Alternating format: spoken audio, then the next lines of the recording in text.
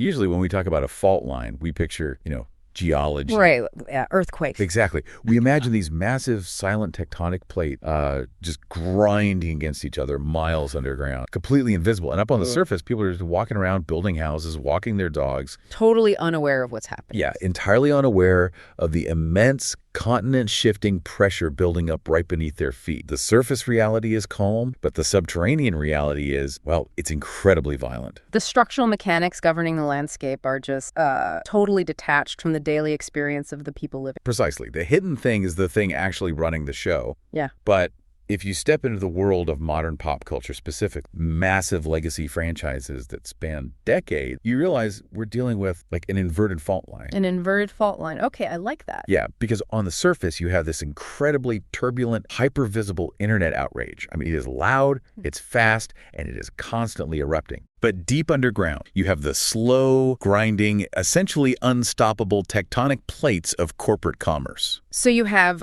digital noise clashing directly with multi-billion-dollar economic reality. That is a fast paradox. And that clash is exactly what we are here to explore today. Welcome to another deep dive. We are thrilled to have you here with us. Glad to be here, as always. Our mission today for you, the listener, is to explore this very turbulent, often confusing intersection of legacy pop culture, corporate commerce, and modern internet controversy. We want to understand how a multi-billion-dollar intellectual property survives and maybe even thrives, honestly, in an era where public discourse is more polarized than at any point in recent memory. And to do that, we're analyzing a very specific, revealing slice of commentary. Yes, we are. Today's source material is a transcript from a YouTube video by the channel Pop Culture Crisis. The video is titled, Hasbro's CEO Accuses J.K. Rowling of Hurting Harry Potter Franchise, and it primarily discusses the discourse surrounding the upcoming HBO Harry Potter television series. Which is already generating a massive amount of noise online. Oh, absolutely. But before we get into the weeds here, we should really set the table for you. This source material touches on some highly charged political stuff. It does. It deals directly with the ongoing controversies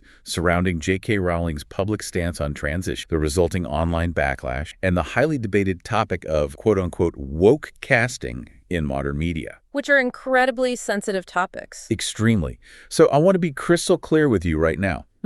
Our goal today isn't to take a side. We are not endorsing, validating, or condemning any of the political viewpoints presented in this YouTube video. Neither of us are doing that. Exactly. We are treating this strictly as an analytical case study. We're just examining the architecture of the commentator's argument to understand the underlying mechanics of modern fandoms and public relations. Right. Okay, let's unpack this. The core tension the source material sets up right out of the gate is this massive, almost incomprehensible gap between what the internet screams about on a daily basis and what everyday consumers actually do with their wallets. The loud minority versus the silent purchasing majority. Exactly. And the catalyst for highlighting this gap is an interview involving the CEO of Hasbro. So Hasbro recently entered into a major licensing deal to produce Harry Potter merchandise for the next few years. Toys, collectibles, all of that. Yeah, all the physical goods. So during this interview, the CEO is asked a very pointed question. The interviewer essentially puts forward the premise that J.K. Rowling's controversial stance on trans issues is actively turning off young consumers, reducing the size of the fandom, and hurting a lot of people in the fandom. This is a classic journalist pressure. Oh, totally. The interviewer takes the prevailing online narrative, the idea that the creator has become inherently toxic to the brand, and basically forces the corporate partner to answer for it on the record. And the CEO's response is honestly a masterclass in corporate diplomacy. He basically says, look, for me, it's about separating the art from the artist and giving the core fans what they want. He just sidesteps the land. Completely refuses to engage with the political aspect directly. Instead, he executes this incredibly sharp pivot. He says he isn't going to get into the politics, but wants to strongly emphasize that Hasbro supports diversity and inclusion inside their own company. The classic corporate pivot. Right. He champions their diverse employee base and then quickly brings the conversation back to the product, saying Harry Potter is a wonderful franchise that has done a great job of, quote, bringing joy to the world. If we connect this to the bigger picture, what we're witnessing is the precise anatomy of modern corporate PR survival. I mean, the CEO is walking an incredibly precarious tightrope here. How so? Like, what are the specific stakes for him? Well, on one side, he absolutely cannot alienate the creator of the IP, because that IP is the foundational golden goose of a multi-year license. Right. If Rowling pulls the plug, they lose millions. Exactly. But on the other side, He cannot appear entirely dismissive of the social concerns raised because that risks triggering a secondary PR crisis targeting Hasbro itself. The solution is rigorous compartmentalization. How does that compartmentalization actually function in practice? Because it sounds to me like he's just dodging the question. Well, he is dodging the question, but he's doing it by deploying a rhetorical firewall. By invoking the phrase, separating the art from the artist, he fundamentally separates the physical product from the idea. Okay, I see. He's quietly signaling to the public, hey, you can purchase this toy without endorsing the author's social media. But the truly brilliant, albeit transparent move is the pivot to Hasbro's internal human policy. Right, the whole look how diverse our employees are. Yeah, by highlighting Hasbro's internal diversity, he is effectively saying, do not look at the author's politics. Look at our corporate virtues. It allows the corporation to monetize a highly controversial IP while simultaneously wrapping itself in a protective shield of progressive corporate values. It's a sleight of hand. Look at the shiny object in my left hand while my right hand signs the royal. That's exactly what it is. But our YouTube source steps in here and absolutely shreds the entire premise of the interviewer's question. The commentator argues that the core claim that backlash over J.K. Rowling is actually hurting merchandise sales is, quote, categorically untrue. Categorically untrue. That's a strong phrase. Very strong. The source places the blame squarely on the interviewer for pushing what they see as an unsubstantiated narrative driven by online algorithms rather than real-world sales data. And the commentator is pointing out a recurring phenomenon in modern media where social media sentiment is routinely mistaken for real-world economic reality. Because online isn't real life. Right. The loudest voices in a digital room do not necessarily represent the majority of the purchasing power. And the source gets incredibly blunt about the reality of corporate motivations, too. They argue that companies care about one thing and one thing only, revenue. Naturally. To illustrate this, the commentator uses a massive piece of hyperbole. They state that these massive corporations would work with Hitler if Hitler could bring in enough revenue for them. Okay, that's an intense escalation. Yeah, they really go for the extreme. They argue that we are simply not in an age where companies refuse to work with you based on who you are. They will work with you as long as you bring in the cash. The historical hyperbole is obviously extreme, but it strips away all the carefully calibrated PR speak we just analyzed to expose the raw, unfeeling machinery of fiduciary. The legal obligation to make money. Exactly. A publicly traded company has a legal obligation to maximize shareholder value. The commentator is arguing that moral posturing is only ever adopted when it aligns with that primary economic directive. And to back up this cynical view of the unstoppable financial machine, the source brings in some staggering numbers, like really staggering. Let's hear them. So the commentator notes they consulted ChatGPT to find the estimated merchandising revenue for a franchise like Harry Potter. As a quick aside, they hilariously add they couldn't use Grok, the AI built into the X platform because it was overloaded at the time. That's a very specific, very modern problem to have. Right, but the number that ChatGPT came back with for estimated revenue is mind-boggling. We are talking about an industry estimate of $7.3 billion. Annually. Annually, $7.3 billion a year from Wizarding World Consumer Products. That's the GDP of a small country. It really is. That is toys, apparel, licensed goods, video games, theme park merchandise. Furthermore, the source points out that since 2018, when J.K. Rowling first started making these controversial comments, her personal net worth has reportedly continued to grow without any signs of slowing down. So the controversy hasn't made a dent. Not a single dent. The commentator's conclusion is that her public image and her comments on trans issues have done absolutely nothing to stifle sales. In fact, they argue she is living proof that a creator can be deemed entirely problematic by a highly vocal segment of the population and still generate immense, undeniable consumer demand. We really need to linger on that $7.3 billion figure. Even if we accept it as an aggregate industry estimate rather than a perfectly audited financial disclosure, it completely recontextualizes the conversation. Well, we are not talking about a boutique indie author facing a boycott. We are talking about a macro. Right. I look at that number and I picture this dynamic like a massive state-of-the-art, the IP, the franchise, that's $7.3 billion in global infrastructure that is the ship. It is forged from steel, it's incredibly heavy, and it is moving forward with an unimaginable amount of inertia. And the internet backlash. The internet backlash, the viral thread, the outrage cycle that is just a squall on the surface of the water. If you are sitting in a tiny rowboat on the surface of the internet, that squall feels like a Category 5 hurricane. You think the world is ending. Because it's all you can see. Exactly. But if you are inside the hull of that multi-billion-dollar ocean liner, you don't even feel the boat rock. The sheer scale of the enterprise renders the surface weather completely irrelevant to the vessel's forward momentum. I see the logic in the ocean liner analogy, but I think it assumes the corporation is just a mindless hunk of metal pushing through the water. I would argue it's slightly more complex than that. Oh, how so? The numbers seem pretty mindless. Well, the commentator is adamant that this is purely about cold, hard revenue. But think about what the Hasbro CEO actually said. Yes, he executed the PR pivot, and yes, his ultimate goal is revenue. But he specifically mentioned that the franchise has done a great job of bringing joy to the world. Which is easy to write off as standard corporate fluff, just buzzword. It is fluff, but it is load-bearing fluff. Load-bearing fluff. Love that. It points to the paradox of the cultural commodity. The source views the corporation as a cold, calculating machine, which is largely accurate. However, what the machine is processing, what it is actively harvesting, is human emotion. Joy. Exactly. The joy the CEO mentions is the raw material. The corporation doesn't have to feel the joy, but it absolutely relies on the consumer. Cannot force $7.3 billion out of purely through cynical market. The product actually has to resonate on a deep level. People have to want it. They have to love it. Right. The transaction is driven by warm nostalgia, comfort, and imaginative. So the corporation isn't protecting the creator out of loyalty. They are protecting the delivery mechanism for that consumer, because joy is the key that... So it's the industrialization of nostalgia. The corporation builds the fact, but human emotion powers the conveyor belt. It's a great way to... That brings up a massive question, though. If $7.3 billion worth of joy is being purchased every single year, who exactly is doing the purchasing and who is doing the yelling? The demographic divide. Exactly. The source tackles this by drawing a very stark line between two groups, the chronically online and the normie. This is perhaps the most vital distinction to make when analyzing modern media consumption. The commentator brings up a really grounding data point here. They note that only about 5% of the U.S. population uses the X platform. And of that 5%, an even smaller fraction are actually active, daily users who post regularly. It's an incredibly small echo chamber. Yeah. The source emphasizes that it cannot be overstated how incredibly niche this group is. The overarching argument is that the average person, the normie fan of the franchise, is existing in a completely different reality from the people fighting in the digital trenches. The digital activist assumes their localized weather event is a global climate shift. It is a fundamental miscalculation scale. Right. According to the transcript, the average consumer is entirely unaware of the creator's political viewpoints. They aren't tracking her timeline. They aren't reading the multi-paragraph think pieces.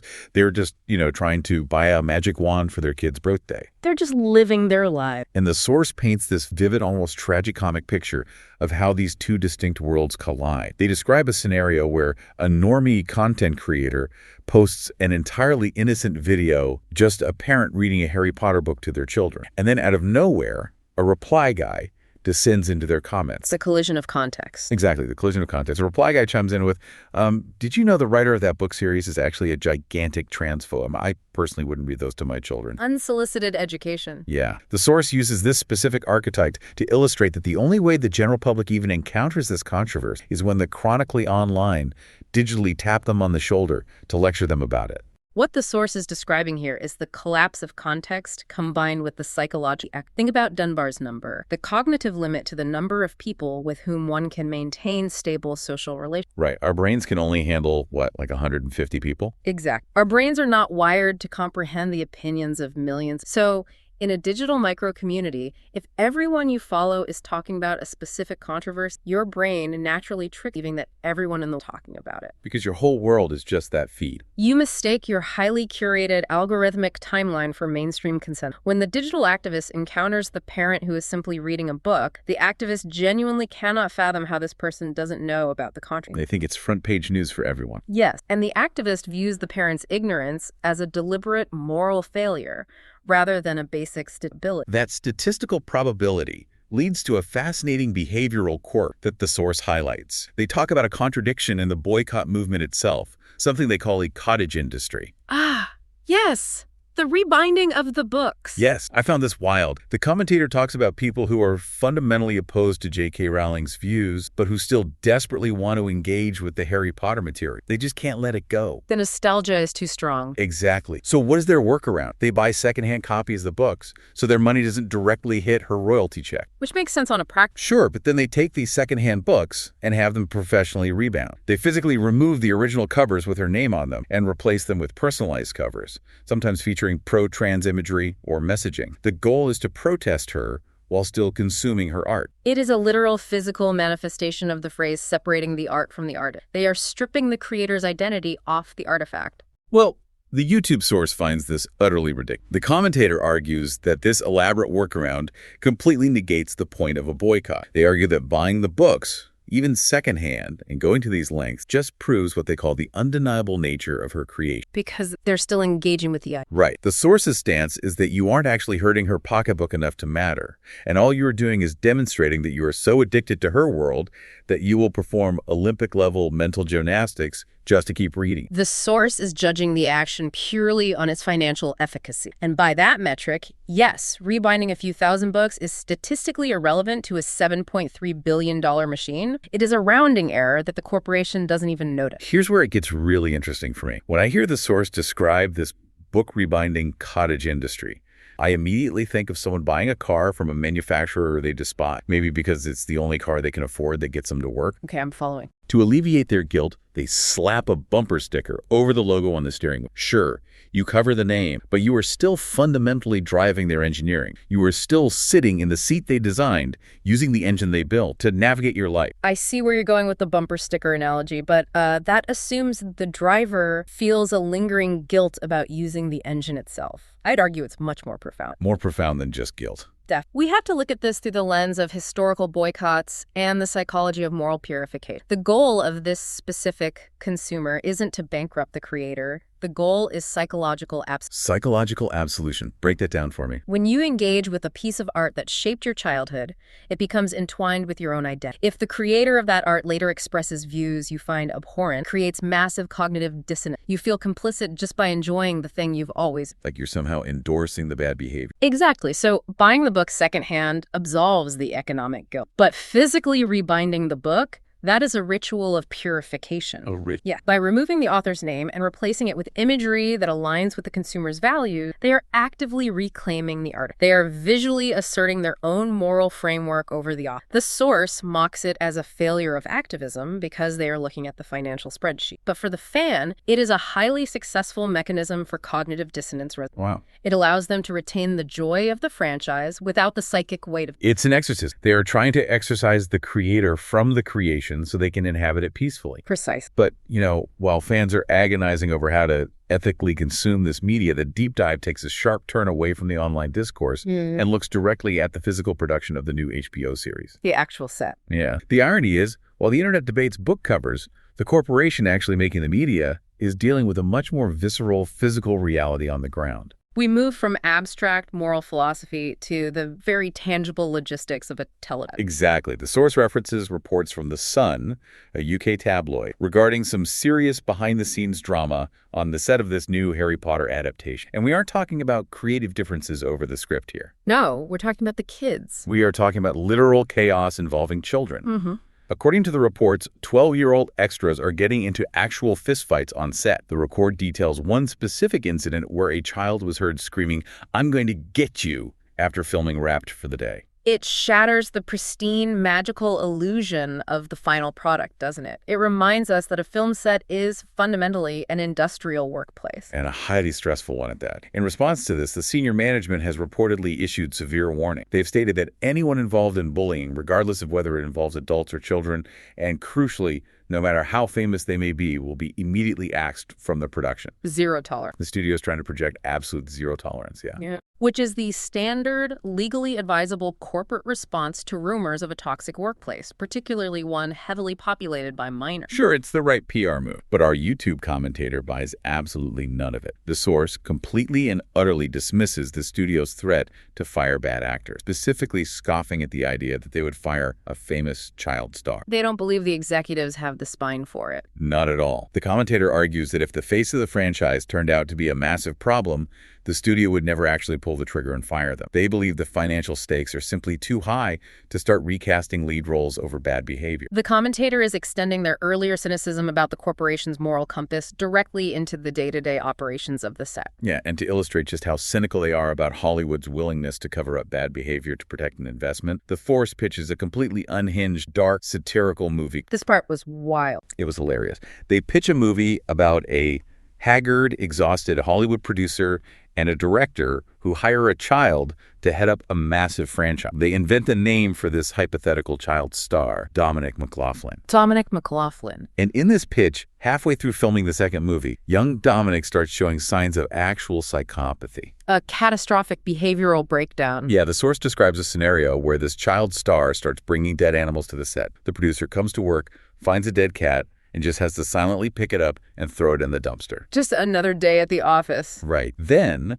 the kid starts writing in lipstick on the mirrors of the women's dressing room. And the punchline of this dark pitch is that the producers can't do anything about it. They are trapped. Because of the money. Because of the money. Yeah. The kid is the golden goose, the face of the IP, so the entire adult apparatus of the production just has to quietly clean up the sociopathic messes every day to keep the multi-million-dollar train on the track. It is a grotesque exaggeration, obviously a dark comedy, but it is rooted in a very real historical anxiety about how the entertainment industry functions and, frankly, how it failed. Totally. When I hear the Dominic McLaughlin pitch, I think of a movie that's a cross between The Truman Show and The Omen. You have this massive artificial environment built entirely around one child, but instead of the child being innocent, he's a monster, and the adults are held hostage by the financial implications of his existence. It's a terrifying concept. But why does Hollywood actually operate like this? Even short of a child bringing dead cats to set. Why is the source so confident that the studio wouldn't just fire a bad actor? Because the source understands, perhaps intuitively, the massive financial apparatus holding a production. It isn't just about PR, it is about insurance, completion bonds, and sunk cost fallacy. Completion bonds.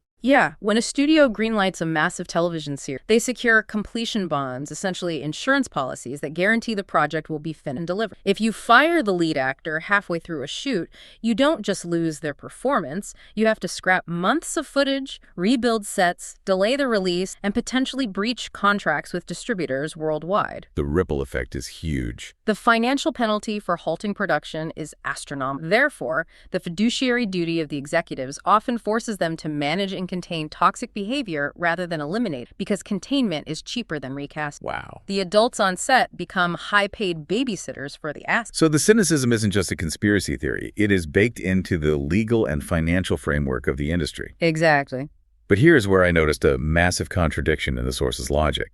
On one hand, the source pitches this terrifying scenario of a child psychopath terrorizing a set, claiming Hollywood would cynically protect him. But when discussing the actual reports of 12-year-olds fistfighting on the HBO set, the source is incredibly dismissive. They say they don't believe adults are bullying children. That doesn't sound real. Yeah, they brush it off. And then they literally say that 12-year-olds getting into fistfights is actually a good thing. They say, that's good to hear. The kids are all right. Which is quite the pivot. It's crazy. Why on earth does the commentator romanticize literal child fistfights as a positive, healthy sign, while simultaneously viewing the Hollywood machine as a cynical, protective shield for sociopathic behavior? This raises an important question about how we view the innocence of childhood versus the corruption of industry. The commentator's contradiction is a defense mechanism against the unnatural reality of child act. How so? When the source hears about 12-year-olds fistfighting, they are applying a nostalgic playground logic to a corporate workplace. To the commentator, a fistfight represents normal, scrappy, unstructured childhood behavior. Just kids being kids. Yeah. By saying the kids are all right, the source is expressing relief that these child actors haven't yet been turned into polished robotic PR. They view a fistfight as evidence of authentic, messy humanity breaking through the sterile,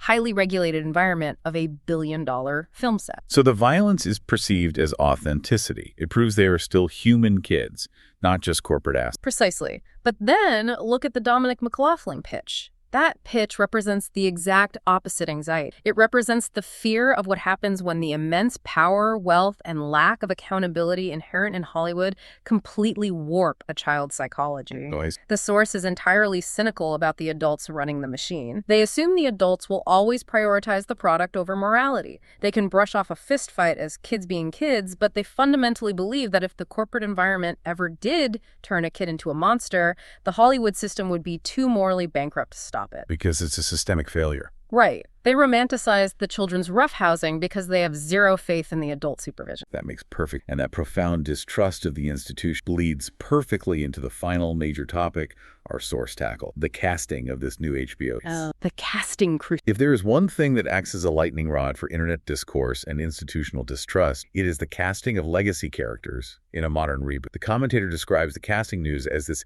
agonizingly slow drip of information. Casting announcements for legacy IPs are no longer standard press release. They are cultural flashpoints subjected to forensic real-time analysis by the fan. Totally. The first piece of casting news the source addresses is for a character named Susan Bones. A young black actress named Jasmine Lewin has reportedly been cast in the role. Okay. And the source notes the immediate, predictable contours of the online debate. As soon as it was announced, people pointed out that Susan Bones was portrayed as a ginger in the original movie. The battle lines are immediately drawn. One side calls it a woke, unnecessary race swap, and the other side digs into the lore to argue about J.K. Rowling's original intentions in the text. It is the standard script for modern online culture wars. The arguments are entirely predictable before the ink on the casting announcement is even dry. They really are. But the source completely bypasses this entire debate with an incredibly blunt dismissal. The commentator simply asks, who gives a shoot about Susan Bones? Well, that's one way to end the debate. Right. They admit they aren't a massive fan of the franchise, but they remember the name from the book and point out that she has virtually no meaningful page time or screen time. The source argues that getting outraged over the race of a background character is pointless. However, they immediately qualify this by saying that if the show were to race swap a major character, and they specifically use Severus Snape as the example,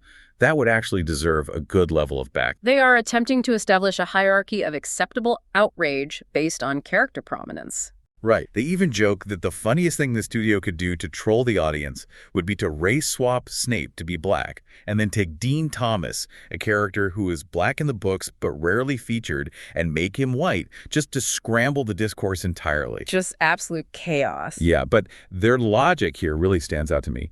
Arguing over Susan Bones is like arguing over the font choice on a restaurant menu, while casting a major character is like choosing the head chef. The font might annoy you, but the chef dictates whether the restaurant actor vibes. Exactly. But here is my pushback against the source. The commentator mocks the outrage over Susan Bones as pointless, but then turns around and confidently dictates exactly which characters are allowed to spark backlash. They say changing Susan Bones doesn't matter, but changing Snape would be a travesty. Isn't the source just drawing a completely arbitrary line in the sand based on their own personal nostalgia? Yes, and that arbitrary line is a defining characteristic of fandom gatekeeping. Explain that in this context. Well, source believes they hold the objective ruler for what constitutes, but the reality is that every fan has a different line. For a diehard reader, Susan Bones might represent a crucial piece of world building, and changing her is violent. For the source, she is disposable. It's all subjective. It is. What is fascinating here is how casting in legacy IPs has evolved. It is no longer just about who is best for the role. Casting has become a proxy battleground for broader culture. A proxy battleground. When a studio casts a diverse actor in white, one side of the internet sees it as necessary progress, mantling of historical. The other side sees it as corporate pandering and the erasing of historical continuity. The character themselves doesn't even matter. Exactly. The character Susan Bones, in this case, highly irrelevant to the core argument. She is merely the turf on which the culture war is being fought. The outrage isn't about her screen time. It is about what her casting signifies, about the shifting demographics of cultural power. So while the internet fights over the background character, the source is laser focused on the white whale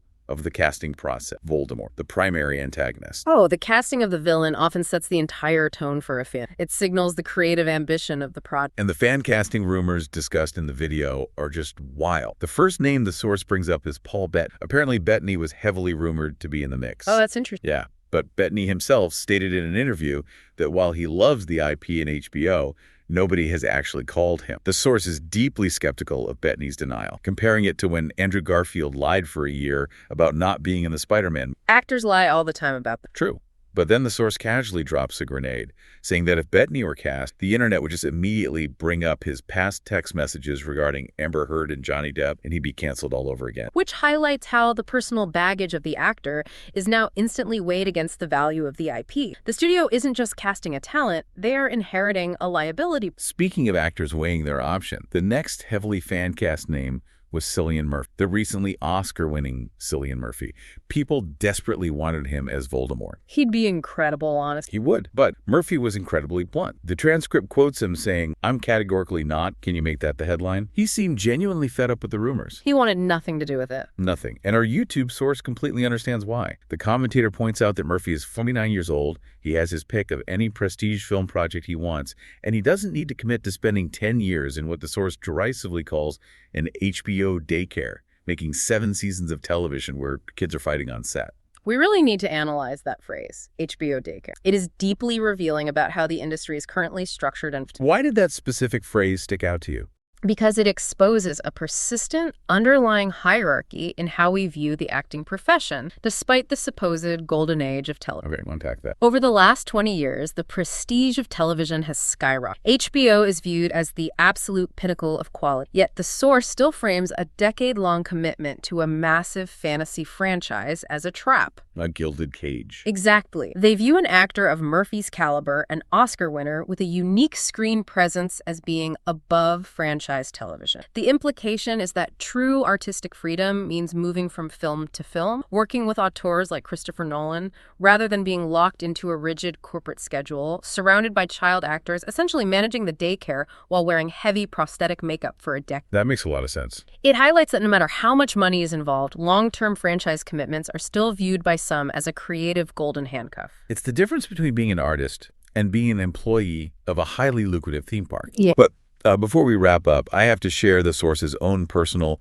unhinged fan cast for Voldemort. The commentator states they want Jeffree Star to play Voldemort. Wait, the controversial YouTube makeup mogul? Yes, the 40-year-old makeup YouTuber. The co-host in the video pushes back, saying Star is too young to play Voldemort. This leads to this bizarre tangent where they try to figure out if a 40-year-old is young, comparing him to Cillian Murphy, who is 49. That's a very strange conversation. It gets weirder. The commentator even mentions getting in trouble online recently for calling actor Yahya Abdul-Mateen an up-and-coming actor when he is actually 40 years old. The commentator argues that if you've only been in the industry for 8 or 9 years, you are still technically up-and-coming regardless of your biological age. Okay, sure. It's a totally chaotic detour, but the source remains adamant that Jeffree Star would kill it as Voldemort. Why do people engage in this kind of absurd fan casting? It clearly isn't serious. Well, it isn't serious casting advice. It is trolling as participatory world building. Trolling as participatory world building. Explain that. Fandoms have always tried to assert ownership over the media they... Historically, that took the form of fan fiction, or zines, but in the modern internet era, the most effective way to assert ownership over a sterile corporate product to inject chaotic, anti-corporate elements. By fan casting a highly controversial internet personality like Jeffree Star into a billion-dollar prestige HBO drama, the commentator is mocking the seriousness of the entire enterprise. It is a way of saying, you corporate executives think this is high art, but we view it as content, and we want the most absurd content pop. It's a rejection of the studio's carefully curated PR narrative in favor of pure, unadulterated internet chaos. They want to watch the ocean liner hit an iceberg just to see what the splash looks like. That is a perfect image. So what does this all mean? We have spent this deep dive navigating a truly chaotic landscape. If we synthesize everything we've pulled from this source material, it paints a picture of a franchise that is caught squarely between a rock and a hard place. A very lucrative hard place, sustained entirely by its own friction. Absolutely. You have corporate executives sweating under the lights, carefully delivering precise PR spin about diversity to protect a $7.3 billion goose that lays golden eggs. Right. You have internet echo chambers tearing themselves apart, either policing what innocent parents read to their children or engaging in bizarre rituals of moral purification, where they hack apart secondhand books to ease their own conscience. The physical manifestations of online guilt. Yeah. You have reports of actual physical chaos on the set, with children fighting and adults threatening them with corporate exile, all while cynical observers pitch dark satires about the moral bankruptcy of the very people making the show. And finally, you have fans arguing over the font choice of minor characters while simultaneously demanding YouTube stars take the helm of the franchise. It is an ecosystem that seems entirely dysfunctional on the surface, yet structurally, it continues to generate billions of dollars. And this matters directly to you, the listener. Why? Because understanding this dynamic fundamentally changes how you consume pop culture. It gives you X-ray vision. Exactly. When you scroll through your feed and see a massive trending controversy about a movie, a book, or a television show, you now have the tools to look past the surface level noise. You can recognize the actual financial machination, the legal obligations of the studios, the PR strategies, and the demographic realities of the normie consumer that are truly driving the entertainment industry. You can see the difference between a digital squall and a shift in the tectonic plate. You learn to look past the moral outrage and ask the structural question: who benefits from this friction? And is this outrage actually impacting the bottom line, or is it merely functioning as free, highly effective advertising? Free advertising is the best kind. Which brings us to a final provocative thought. I want to leave you with something to mull over, a question that builds on everything we've discussed. We've seen the data, we've seen the $7.3 billion revenue stream that seems entirely insulated from the internet's fury. Completely untouched. We've seen how the corporation harvests joy, regardless of the controversy. So ask yourself this: if a massive franchise's financial success is demonstrably, mathematically detached from the public controversies of its creator, does cancel culture actually exist for billion-dollar art? Or is the controversy itself? The constant arguing, the rebinding of books, the angry tweets, the endless YouTube commentaries, all of that just another feature of the modern marketing site? Is it just a chaotic engine specifically designed to keep the IP relevant and at the top of our minds year after year? Are we trying to sink the ship, or are we just the ones enthusiastically shoveling coal into the engine? Exactly. When you look out at that massive, unstoppable ocean liner cutting through the water, you have to wonder, maybe the storm isn't something the ship is trying to survive. Maybe the storm is exactly what keeps the ship moving forward. Something to think about. Until next time.